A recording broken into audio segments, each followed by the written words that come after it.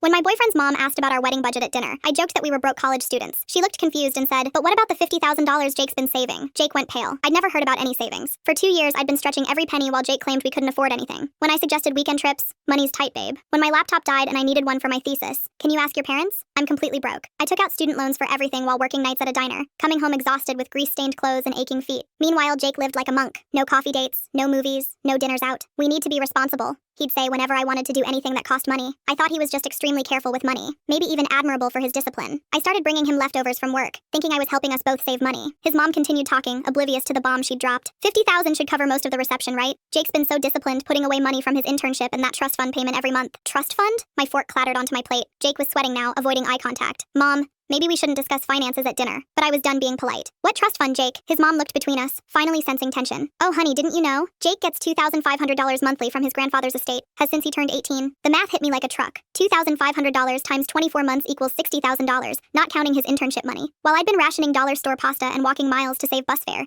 he'd been stockpiling tens of thousands of dollars. Jake, I said quietly, I've been eating peanut butter sandwiches for dinner because I thought we were both struggling. His dad shifted uncomfortably. Son, why didn't you tell her about the inheritance? Jake mumbled something about wanting to surprise me, but I was already standing up. The room felt like it was tilting. I remembered last month when my car broke down and I begged him to split the $800 repair cost. He'd said he had maybe $50 to spare, so I'd taken another loan. How much do you actually have saved? I asked, my voice eerily calm. Jake looked at his parents desperately. It's complicated. How much? His mother answered for him. The wedding account has about $50,000, plus his checking account for daily expenses. I started laughing, but there was no humor in it. I've been taking out loans for textbooks while you're sitting on $50,000? Jake finally spoke. I wanted it to be special when I proposed. A surprise wedding fund. Special? My voice cracked. I've been working doubles, eating ramen noodles, walking everywhere to save money, while you watched me stress about every single expense? His mom looked mortified. Jake, you let her struggle financially when you had plenty of money? That's when it all came tumbling out. The times I'd cried over money stress, the jobs I'd taken to pay for everything, how I'd been planning to drop out because I couldn't afford another semester. Jake had watched it all, even comforted me during my financial breakdowns, never once offering help. This is financial abuse, I said, grabbing my purse. Jake panicked. Baby, please, let me explain. I was going to tell you after graduation. Tell me what? That you've been lying to me for 2 years while I nearly destroyed my health working to survive? I left that night and never looked back. Found out later that Jake had been telling his friends I was a gold digger who only cared about money. The irony was incredible. He'd hidden his wealth specifically to avoid gold diggers, then called me one when I discovered his deception. 6 months later, I'm dating someone who splits dinner bills fairly,